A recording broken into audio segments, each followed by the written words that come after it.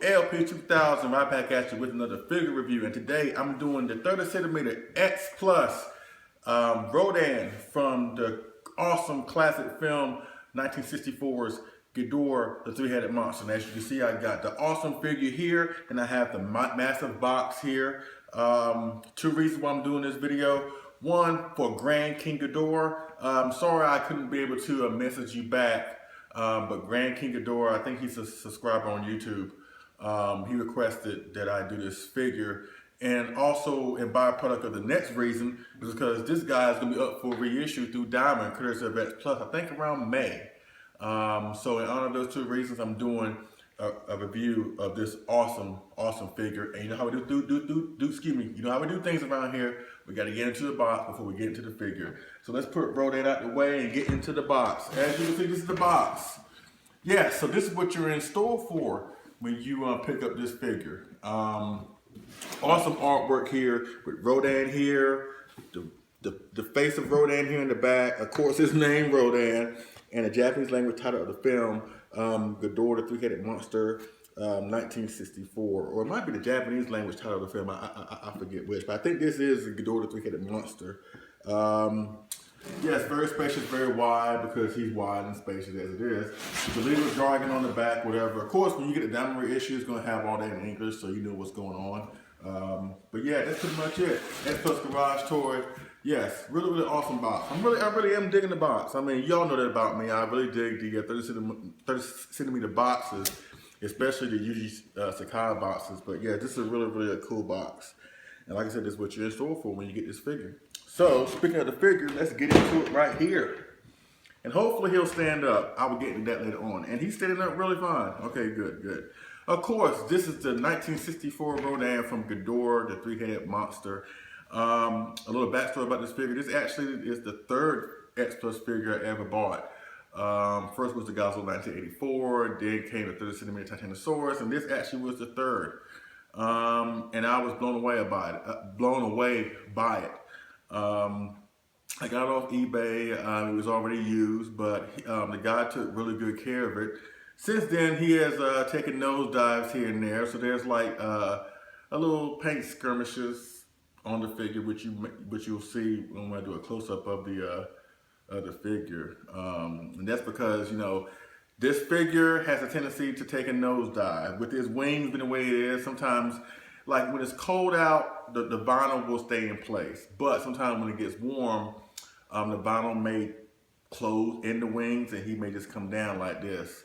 So what I do is have a figure, probably the Godzilla 64 or Godzilla 68, just to prop Rodan up. Because you don't want to come home and see him on the ground, on the floor, whatever. Because the more nosedives, the more times he falls, the more that paint is going to get scratched off or whatever. It just won't look right with too much paint being scrubbed off the figure. So take extra precautions to make sure that he does not take a whole bunch of nosedives, because he's prone to do that, especially with his wings. I don't know if the Diamond is going to correct that issue. We shall see. But if they go on by the same mold and same sculpt as the original figure, more likely you're going to run into the same problem. So just be mindful of that once you get this figure. This figure originally came out in 2012, I believe. This is the standard. The Rip Boy came with a small mini version of Rodan in the flying aerodynamic pose. But I'm really fine with this version of Rodan. Really cool. Really awesome. So, as you all know how we do things around here, let's go ahead and get it up close and personal with one of the main stars of Ghidrah, the three-headed monster, Rodan. All right, let's go. Okay, folks, here we are, up close and personal with the 30 centimeter Rodan, and this is an amazing piece. Considering I got this figure, I think I got it like 3 years ago or 2 years ago. I think, yeah, around 3. He has held up really well. Now, like I said, since then he has been taking nosedives here and there. So there are like little paint skirmishes. Like right here, you probably can tell on the beak right here, there's a little paint chipped off the beak, as well as his toes down here. But overall, the overall presentation of the figure is still intact. The awesome presentation is there. One thing I love about this Rodan, or just Rodan in general, I love like his pose right here. He really is a massive monster, which I thoroughly enjoy, as you all know. They did a wonderful job with this with the piece. The paint scheme is very awesome. From the membrane here on the flap of the wings, the way they just blended in all the browns together, from the dark brown to the top part of his wings, right here up to his neck or whatever, and then you get like the different shades of brown that goes like in the interior of his wings as well as the exterior of his wings. The paint scheme is what really sells his figure. Really does. And then you have these spikes here on his chest here. I don't really know what they're called. I really don't. I don't know if Pteranodons, since Rodan is based off of Pteranodon or pterodactyl or whatever. More so a Pteranodon, excuse me. I don't know if they had these. I think they did. I think this is more exaggerated since this is more so of a monster than a dinosaur. But each spike is individually sculpted and painted really well with a bone off white color. Really cool. It's just the detail as well as the bumps behind him.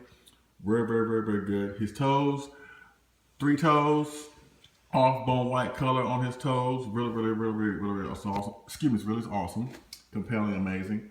The face, really awesome. And yet it had the little thorns right here that not necessarily block his eyes, but they're there. You see the thorns here right there on like the front part of his face. Like I said, not really covering his eyes, but you know, you get the idea. It's a closed beak. The 25 centimeter Rodan 64, which I will showcase in size comparisons in a couple seconds, has an open beak.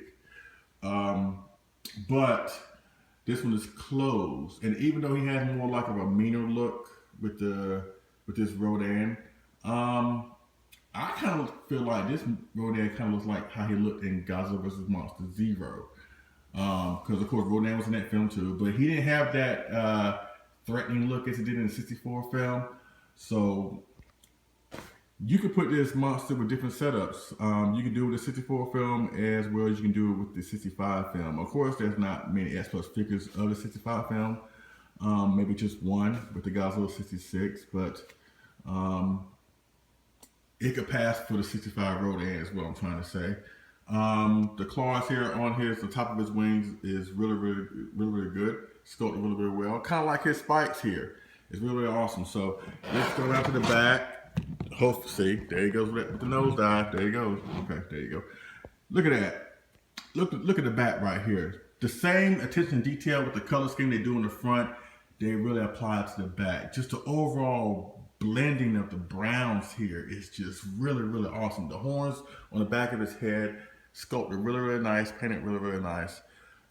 Even down to the flap down here, and of course you may see some skirmishes. Like I said, he has been drinking a lot, but you get what I'm trying to say. But yes, one thing, like I said, the one thing that sells me the most about this figure is why I love it so much. Besides the fact that it's massive and it absolutely recreates everything perfectly about the 64 Rodan, it's just the coloring. It's the coloring of the figure itself.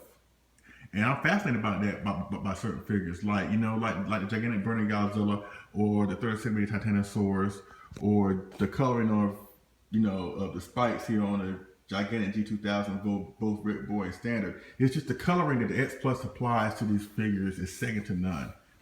Really is. Nothing against SH Monster Arts, NECA, or any other figure lines out there, because they also excel in different areas too. But when it comes to like paint schemes and just overall sculpts of the monsters and just the whole aura that they create to recreate the monster to a T is really awesome. And if this is by far my favorite version of Rodan, in case y'all don't know, the original 56 Rodan I'm not really a fan of. So I don't have that in my collection, and I'm not gonna lose sleep if I don't get it in my collection. But the 64 being my favorite version of Rodan, it's just something about him. It just goes back to how he was in the film. Very aggressive, the way he got up in Godzilla's face. I just love this version of Rodan for so many different reasons, and X Plus captured everything that I love about the figure. About the monster in this figure right here. So yes, this is a really awesome piece. Y'all gonna be in hog heaven when you finally get your hands on this figure. I highly suggest you do pre-order it and pick it up. Like I said, he's gonna command some space.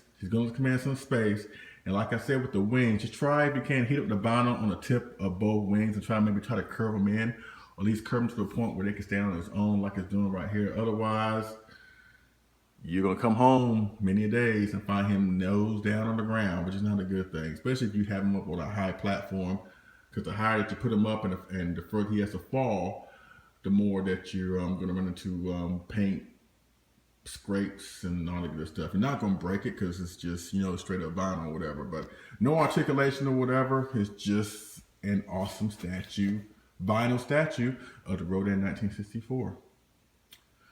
All right. So that's pretty much that's pretty much it with the detail and the sculpt and the paint scheme or whatever.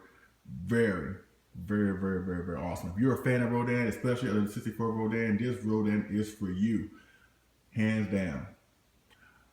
All right, so let's go with the size comparison, and let's go with size comparison number 1, which is 25 centimeter Rodan 64 counterpart. Let's go. Okay, here we go, folks, with both versions of the 64 Rodan. Of course, you got the 30 centimeter here, and I have the 25 centimeter. Both original Japanese releases. I say that because they just recently reissued this from X Plus not too long ago, but this is actually the first issue of the 64 Rodan, the 25 centimeter. And as you can see what liberties they took when sculpting both figures. They both have the same likeness to a certain extent, but they did take some liberties with both of these to provide a difference between the two. Of course, you know, you have this beak is open like I mentioned before, whereas this one is closed. This one has more of a darker paint scheme overall on the figure, where this one has more of a lighter paint scheme or whatever. But the sheer awesomeness and the sheer ferocity of both Rodans are there, whether you hit the 25 or 30. Since I'm a big fan of the 64, obviously, I had to get both of them. And they both have issues of toppling down, which is why I have the 25 leaning up against the 30. It's actually it's kind of funny because when I first got both of these, I got the 30 centimeter first, but when I got 25, he actually stood up better than the 30. It's funny how things have kind of reversed, whatever. But yeah, that's the first size comparison. Really, really awesome versions of Rodan right here. The 64, both 30 and 25. All right. Let's go with size comparison number 2. Okay, folks, the size comparison number 2, and I have a Billiken 1965 Godzilla kit built for my brother from another mother, Burley Bang. He had it built, this is the 65 Godzilla Billiken, but I had him painted like the 66 because I kind of like the 66 more than the 65 in a way.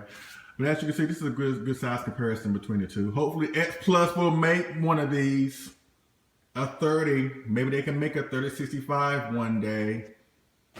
Ain't like I'm trying to rant here, but I think I've said it like twice before. So thank you. We need this.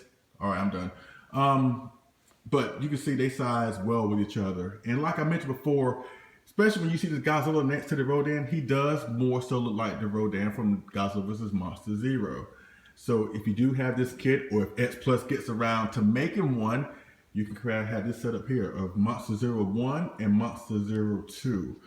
As far as the size is concerned, I mean, I think they're accurate. I mean, there are scenes in the movie where obviously Rodan is bigger than Godzilla's, like width-wise. But there are some scenes where Godzilla seems to be taller than Rodan. Then there are some scenes where Rodan seems to be on the same par as Godzilla. Then there are some scenes where Rodan seems a little bit taller. So it does work. I mean, in this one, I think Rodan is a little bit taller, but not by much. So it's not like a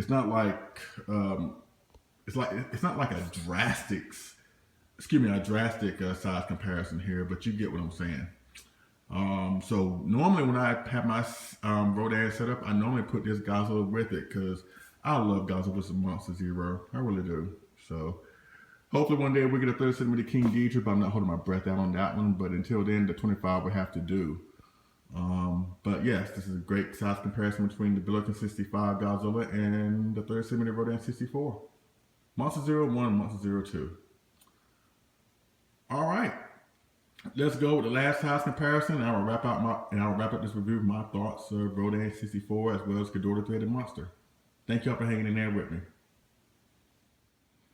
Okay, folks, here's the last size comparison, and I have the 30 centimeter Godzilla 1964 diamond reissue figure here, as well as the Mothra 1968 figure from the Manda and Mothra Big Boy set that came out late last year.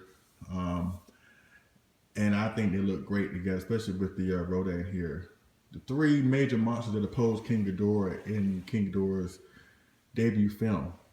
Now, mind you, like I said, this is the 68 Mothra. But since this Mothra is pretty much the same as the 64, that's why I used this Mothra here. Because think about it, that same Mothra was more of a darker brown in 64 film. He did have, or she did have red eyes. So it can be used as a great stand-in for this setup right here. Mind you, the 64 Godzilla, this is the same suit, but obviously that Godzilla looked a little bit different. The eyes was not as evil looking. They were more rounded. Because obviously in this film, this marked the first time that Godzilla was trying to shift from villain to hero. So they had to make him look less threatening. And I wouldn't say more playful, but then again, they do, Godzilla and Rodan, they do have somewhat of a playful interaction in some parts of the movie. But yes, this is a great setup here also. And the Mothra scales well with both of them. Rodan scales well with Godzilla. That's how it was in the film. They both went toe-to-toe, face-to-face, almost the same size, except width-wise for Rodan. So, yeah, that's it. That's great. So with that being said, let's go ahead and wrap this review up. And once again, thank y'all for hanging there with me. I know it's a lot to cover, but I just want to let you know what you're going to get into when you have this figure. Rodan, because it's a wonderful figure, and he's a vital figure, especially if you're a Showa fan. He's like one of the forefathers of Kaiju, in my opinion. There's Godzilla, Rodan, Mothra, and King Ghidrah. Like I mentioned before, those are 4 monsters that I think every fan should have a representation of in their collection. And what better way to start off by adding a Rodan to your collection than with this guy right here. All right, so let's wrap this review up. All right, folks, I'm back with my final thoughts of this figure as well as the movie. You know, I got to talk about the movie. Of course, from Ghidrah, the Three-Headed Monster, 1964. One of the best Godzilla films ever in the franchise. I believe it's my number, it's my 4th favorite Godzilla film of all time.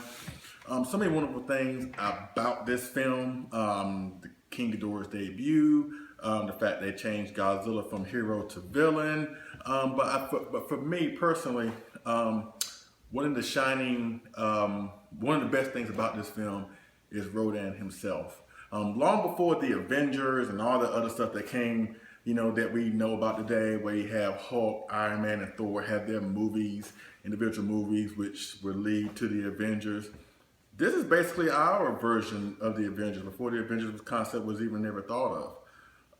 Of course, it obviously wasn't the plan to put them all together. It's not like, when they made Godzilla, Rodan, and Mothra in their individual films, it's not like they thought about, okay, a few years from now, we're going to bring about a space monster and we're going to put all these together. It's not like they had a long-term plan like they did with the Marvel movies.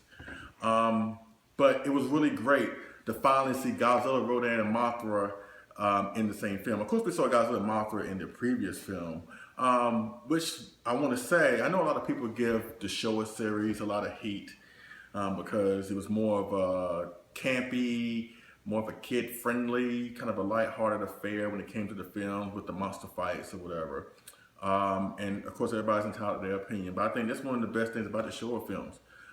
They have great stories, great special effects, and it's like, even with the films that they came after it with the Heisei, the Millennium, majority of those films kind of go back to the Showa. They kind of like introduce a lot of Showa like concepts in their movies, especially going to the tail ends of both the Millennium and the Heisei series. But it's just fun to just see these monsters all together, and like what they did in the 60s, basically the heyday of the Godzilla film franchise. It's like I believe nothing like that can ever be recreated. It's like lightning in a bottle. You can't just have the type of magic that they had in the '60s. Like with guys in 1964, the fact they put out Mothra vs. Godzilla early that year, I think around March or April. They came out with Ghidorah the Three-Headed Monster in the same year of 1964, which started kind of like this boom period where you have a whole bunch of great monster properties that happen like in the course of like 5 to 6 years, whatever. And it kind of started with this. The fact they put out one classic film in 1 year is phenomenal. But the fact that they put out two, oh my God, it just speaks volumes on how great the Showa series was. Even though I know people have their reservations when it comes to how they treated Godzilla in the Showa series, you can't deny the fact that these were really, really awesome films. Like I said, with boom period, we had Mothra vs. Godzilla and Ghidorah the Three-Headed Monster in the same year. Then the next year, you have Frankenstein Conquers the World, Gamera debut film, Godzilla vs. Monster Zero. 1966, you had Godzilla vs. Sea Monster, Water Gargantuas, the Damagen trilogy, Ultraman on TV, Gamera vs. Baragon, and so on. It just reinforces the fact that the Showa series is just awesome. It's just, and like stuff like what they did with the ideas and the creative imagery that they were able to concoct in these films can never be replicated, at least in my opinion. They can try, but it's kind of hard to recapture that kind of charm. But with Ghidorah the Three-Headed Monster, I love this film so much. And like I said, one of the main reasons why I love this film so much is Rodan himself. I really love how they really showcase the monsters. I don't walk away from this film like I do with Destroy All Monsters. I mentioned it before. With Destroy All Monsters, I walk away from the film wanting more. With this film, I'm firmly satisfied. They showcase the monsters really well. Each of them had great screen time. It's not like I'm sitting there thinking, well, I wish Godzilla had more screen time. I wish Ghidorah had more screen time. I wish Rodan had more screen time. No, they treated every single monster with so much respect, with so much screen time that you're not left wanting more. They basically satisfied what they were going for. Now, mind you, you can probably say that Godzilla kind of takes a little backseat in a way. I mean, of course, Godzilla is the star. We know that. Godzilla is the reason why all these monsters are here. He started it all. We know that. I won't say he took a back seat, but they kept Rodan strong, especially by him being so aggressive. And, you know, he was the one that really started the fight between him and Godzilla. And you have to respect that. The fact he got up in Godzilla's face, Godzilla was basically going about his business. He was basically the same persona as he was in Mothra vs. Godzilla. Just want to destroy things and slow, methodical. But then once Rodan got in his face and challenged him, that's when he started becoming more vibrant. More so the Godzilla that we saw in King Kong vs. Godzilla and Godzilla Raised Again. But I really love how Rodan really brought the fight to Godzilla, you know, by him following him and then getting up in his face and then flapping his wings, causing windstorms. And they just incorporated so many wonderful things about this film. It shows that when you have a lot of monsters in one film, if you have multiple monsters in one film, if done right, it doesn't matter how many monsters you have. As long as you showcase them properly, you can have an awesome film, which is one of my major gripes for Destroy All Monsters, but that's another story. But they treat this film, they treat the monsters with so much respect and give them so much great screen time.